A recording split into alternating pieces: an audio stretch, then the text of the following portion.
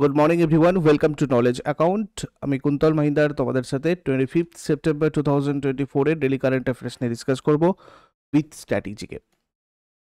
আজকে তোমাদের এই ক্লাসটার পরে 8:45 থেকে ম্যাথের ক্লাস রয়েছে নলেজ অ্যাকাউন্টে, তারপরে কেস স্টাডিতে রয়েছে ইংরাজি ক্লাস, কম্পিউটার ম্যারাথন ক্লাস রয়েছে 10:30-এ, ডাব্লিউবিপি জিকে কেস স্টাডিতে রয়েছে 6টার সময় এবং ক্লার্কশিপ জিকে ম্যারাথন রয়েছে 7টার সময়।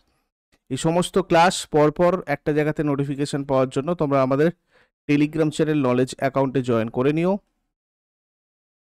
চলো আজকের ফার্স্ট কোয়েশ্চেন আমরা দেখে নেব। কোন শহরে মহারাষ্ট্রের মুখ্যমন্ত্রী একনাথ শিন্ডে সম্প্রতি মাঝি লড়কি বাহিন কুটুম্ব বেহেত এই প্রচারাভিযানটা স্টার্ট করেছে? দেখো, এটা করেছে হচ্ছে তোমার থানেতে। 10 সেপ্টেম্বর 2024-এ মহারাষ্ট্রের মুখ্যমন্ত্রী একনাথ শিন্ডে তার শিবসেনা পার্টির প্রচার কর্মসূচির অংশ হিসাবে থানেতে এই মাঝি লড়কি বাহিন কুটুম্ব বেহেত প্রচারাভিযান স্টার্ট করেছেন। এটার লক্ষ্য রাজ্য জুড়ে যেসব পরিবারগুলো সুবিধাভোগী সেগুলোর সাথে তাদের সাথে সংযোগ স্থাপন করা, কানেকশন তৈরি করা। নেক্সট, 2024 সালের মিস ইউনিভার্স ইন্ডিয়া খেতাবটা কে জিতেছে? মিস ইউনিভার্স ইন্ডিয়া খেতাব এটা জিতল রিয়া সিং।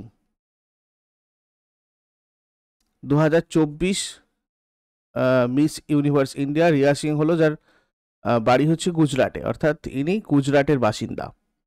রাজস্থানের জয়পুরে মিস ইউনিভার্স ইন্ডিয়ার ফাইনাল অনুষ্ঠিত হয়েছে। 2015 সালে মিস ইউনিভার্স ইন্ডিয়ার বিজয়ী হয়েছিলেন উর্বশী রাউতেলা। তিনি এদিন রিয়ার মাথায় মুকুট পরিয়ে দেন। এই প্রতিযোগিতায় প্রথম রানার্স আপ হয়েছেন প্রাঞ্জল প্রিয়া আর দ্বিতীয় রানার্স আপ হয়েছেন ছাবি বার্জ। এছাড়াও তৃতীয় স্থান পেয়েছেন সুস্মিতা রায়। মেক্সিকোতে হতে চলেছে মিস ইউনিভার্স 2024 খেতাব, যেখানে ভারতের হয়ে প্রতিনিধিত্ব করবেন রিয়া সিং। তারপরে 45তম ফাইড দাবা অলিম্পিয়াডে ভারত কোন পদক জিতেছে? এটা জিতেছে সোনার পদক। ইতিহাসে প্রথমবারের মতো ভারতীয় পুরুষ আর মহিলা দল দাবা অলিম্পিয়াডে স্বর্ণ পদক জিতেছে। জিএম গুকেশ, ডোমরাজু, অর্জুন এরিকাইসি এবং প্রজ্ঞানন্দ রামেশবাবু 45তম ফাইড দাবা অলিম্পিয়াডে ভারতের জন্য পদক জিতেছেন। মহিলারাও খুব ভালো পারফরমেন্স করেছে এবং প্রথমবারের মতো সোনা জিতেছে। তারপরের প্রশ্নতে যাবার আগে সবাইকে বলে দিই, জানুয়ারি থেকে জুলাইয়ের মোস্ট ইম্পর্টেন্ট কারেন্ট অ্যাফেয়ার্স যেগুলো রয়েছে সেই কারেন্ট অ্যাফেয়ার্সের কোয়েশ্চেন্স, তার সাথে সাথে রিলেটেড যে স্ট্যাটিক জিকেগুলো থাকে সেগুলো, এবং তার সাথেও বোনাস হিসাবে আরও 68টা স্ট্যাটিক জিকের টেবিল তোমাদের এই পিডিএফটাতে দেওয়া আছে। এছাড়াও মান্থলি ইয়ারলি এই কারেন্ট অ্যাফেয়ার্সগুলো তোমরা ইবুক সেকশন থেকে কালেক্ট করে নেবে। আর ক্লার্কশিপের জন্য যারা প্রস্তুতি নিচ্ছ তাদের জন্য ফুল লেন্থ টেস্ট সিরিজ তোমাদের টেস্ট সিরিজ অপশানে দিয়ে দেওয়া হয়েছে অ্যাপের এই জায়গাতে। তোমরা এখান থেকে গিয়ে এগুলো অ্যাক্সেস করতে পারো। এগুলো উইথ সলিউশন রয়েছে, টোটাল 20টা সেট সাজেস্টিভ, এবং স্ট্যাটিক জিকেরও তোমাদের এখানে সেট দিয়ে দেওয়া হয়েছে। এছাড়া 2023-24-এর কারেন্ট অ্যাফেয়ার্স তোমরা সম্পূর্ণ ফ্রিতে প্র্যাকটিস করতে পারবে মক টেস্ট হিসাবে ফ্রি উইকলি টেস্ট সেকশন থেকে।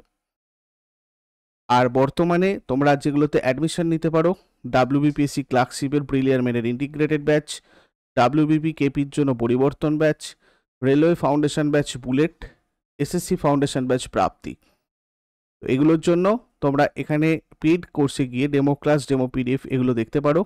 আর এই রিলেটেড কোনো কোয়ারিজ যদি থাকে সেক্ষেত্রে তোমরা এই নম্বরে হোয়াটসঅ্যাপ অথবা কল করে নিও।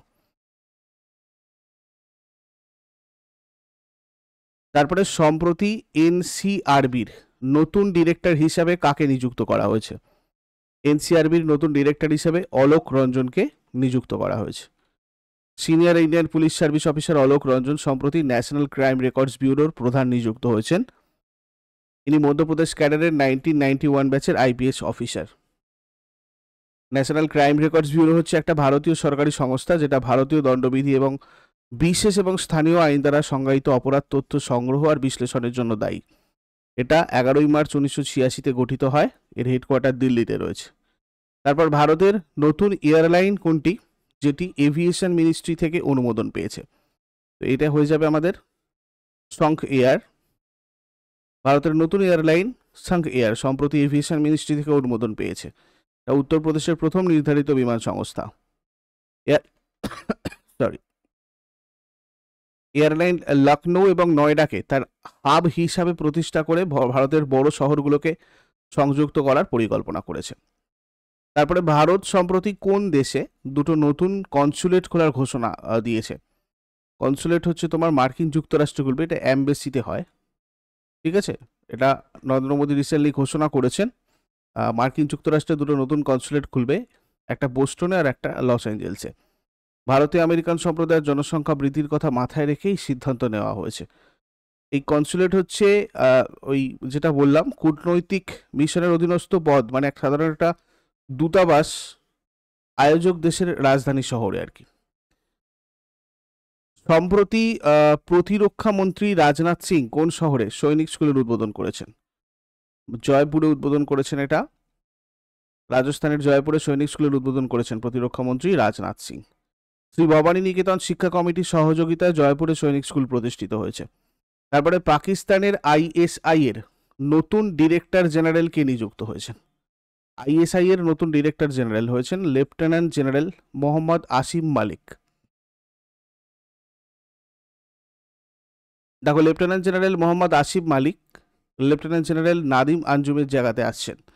Inter service intelligence government agency headquarter ইসলামাবাদে, পাকিস্তানের ফাউন্ডার রবার্ট কদম, আর এটা 1948-এ স্ট্যাবলিশড হয়েছিল।